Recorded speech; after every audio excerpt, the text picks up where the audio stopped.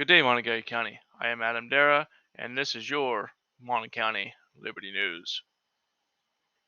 It is July 7th, and let's take a look at what happened in last week's news. The Hatfield-McCoy trail system just turned 30 years old and brings in around $1 million annually. The Mountaineer Trail Network, established in 19, is hoping to mirror that a lot more quickly than what its predecessor did. The bike and boat oriented destination is set to be completed by 2024. Supposedly, this trail spans 15 counties. Combined, it would be immense. The organization requested that the participating counties don't commit $5,000 apiece to the network, and they've received anywhere from 5 to 15. So the surrounding area really wants this to take off and do well. Hopefully they're wanting to bring in a lot more um, tourists and really get the recreational monies flowing. The areas covered in just Mon County alone: Cooper's Rock State Forest and Park, Baker's Ride and West Run, Mason-Dixon Historical Park, White Park and Westover City Park, Montague River and Deckers Creek rail trails, and Cheat Lake Trail.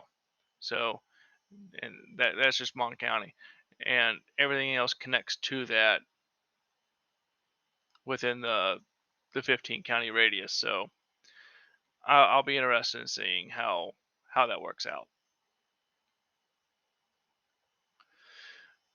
They are working out the details of building a new 911 center out on Harmony Grove in the Morgantown Industrial Park.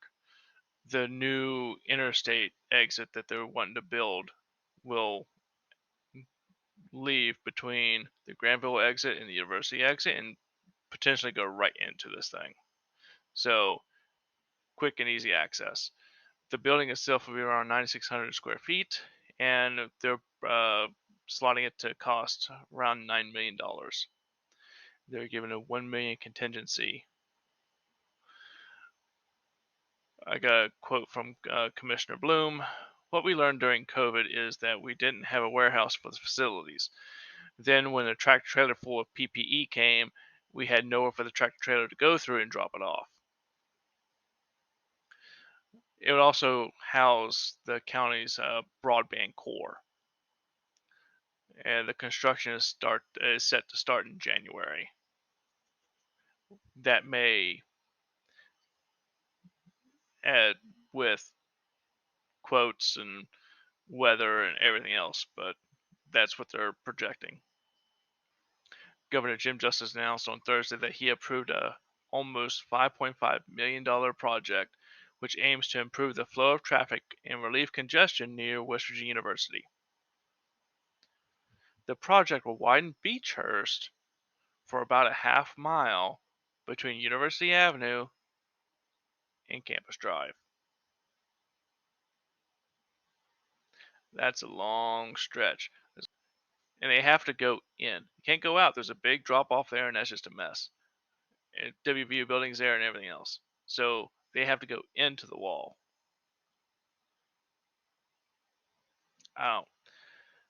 They have to go into the hillside. So I don't know how this is going to work, especially that intersection. But that Campus Drive and Beechurst exit is part of this. They plan on redoing that intersection, so it's not so awkward. Somewhere in this monstrosity, they are planning on implementing a 240-foot retaining wall. Probably right there where that intersection is, because it's hill. I don't know how they're going to make that any better. We'll just have to wait and see. The estimated date of completion for this project is 2024, spring of 2024. So they probably should have started construction 2 years ago.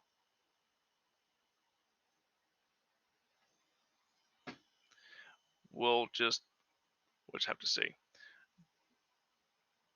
I don't know when they plan on starting this, but it is going to be a mess until then. At least one lane is going to be absolute garbage, so you're going to have to use the middle. And students come next month, I wouldn't want to do it. I'll walk, thanks. I'll drive around.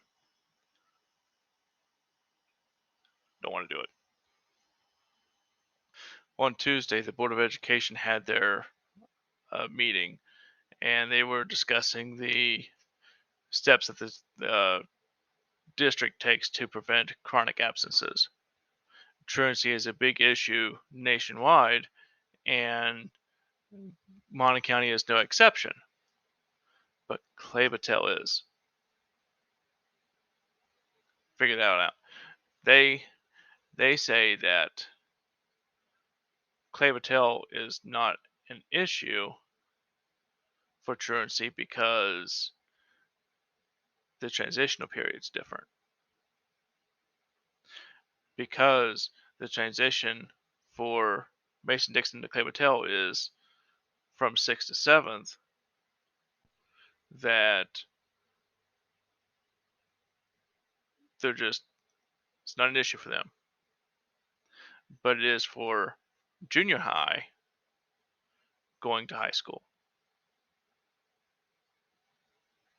What? Doesn't make any sense. The issues with truancy are rooted in that 8th to 9th grade transition.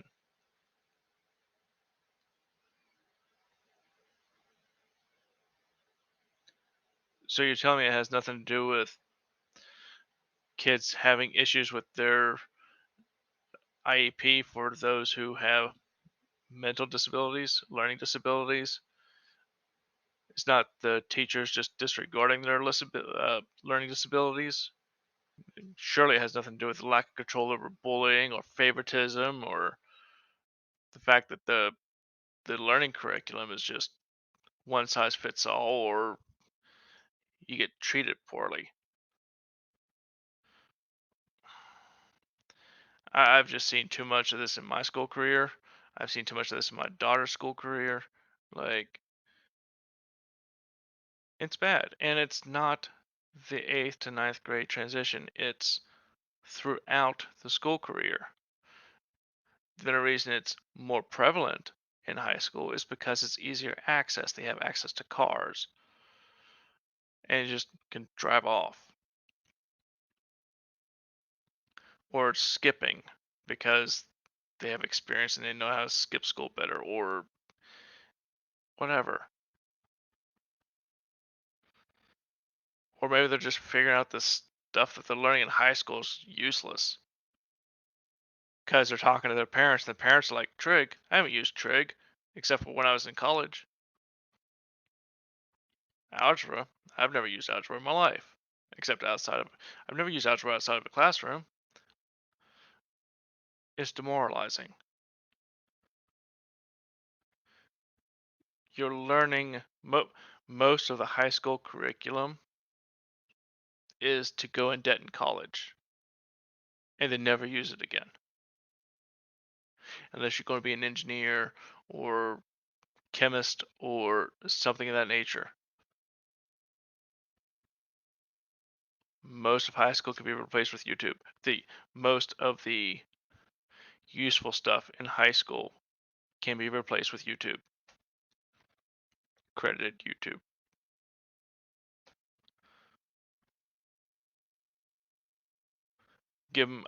Give freshmen a personal finance class and a resume writing and professional reporting class.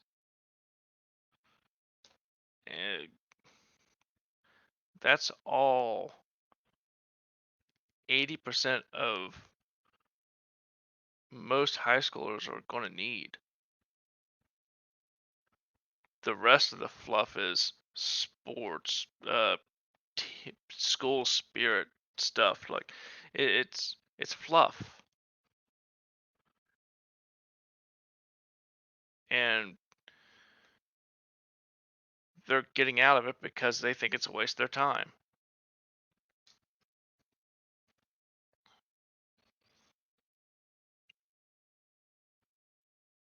Tell them they're wrong. Good luck with it. Good luck proving it.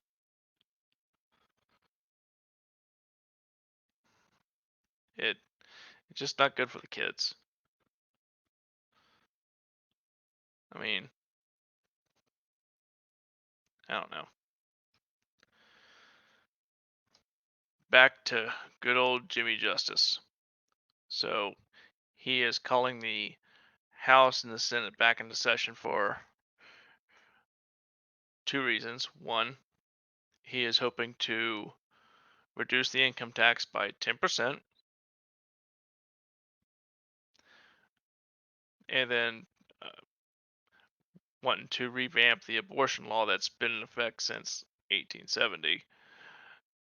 That in conjunction with what happened with the federal Supreme Court. So the first session is for the 10% income tax cut. So just by lowering the income tax by just 10%, it is the greatest thing to drive people to West Virginia, therefore helping our economy. There was a proposed plan that was passed in the House last session, but the Senate never gave it the time of day. So we're really just kind of seeing how this plays out, how serious the House is going to take it, and see if there's any back and forth. We'll just have to see. A whole 10% must be nice. 10%.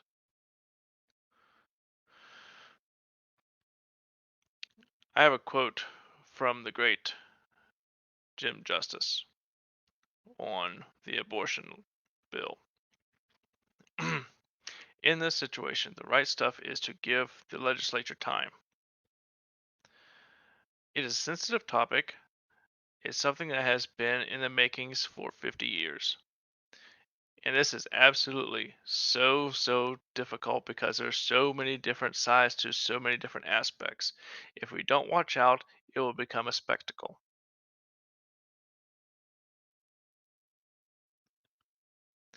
Judging how I've seen this legislature vote, it's going to be a spectacle anyway. That's why you don't have stuff like this in the legislature, because they're almost guaranteed to mess it up. The less laws you have, the better off you're going to be. The less laws you have, the less people are going to manipulate them for their own gains. On Monday, I visited Blacksville and attended their town council meeting. They just had their elections as well, so they were still getting familiar with the roles and financials and whatnot, getting their feet wet. I was the only non-elected official there. I was the only non-elected person there. 109 residents on the census. 119 residents on the census. 9 elected officials. 0 citizens attended. It's just me.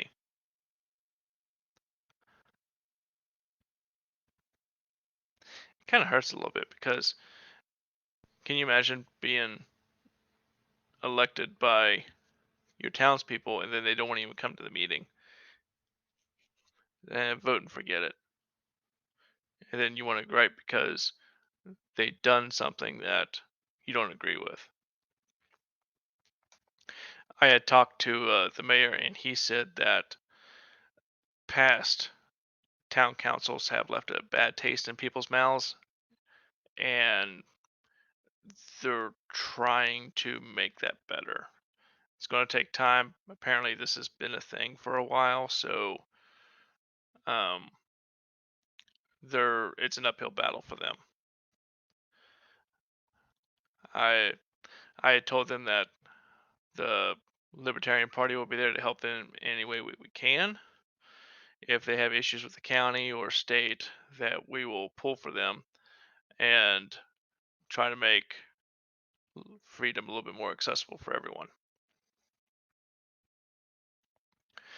The Libertarian Party Montague County meeting was canceled due to technical difficulties last Sunday. Uh, we're still scheduled to have our next meeting next month.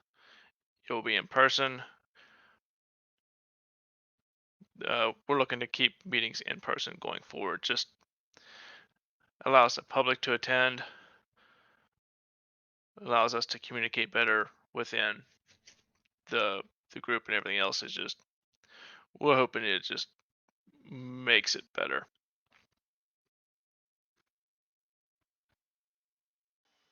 Well, that's it for this round. If you come across any other articles that need my attention or something that you need more information on, please leave a comment. Any article that is referenced is listed below, along with our Facebook page and our Facebook group. Take care, watch out for each other. I'll see you next time. Remember, Montague, Mountaineers are always free.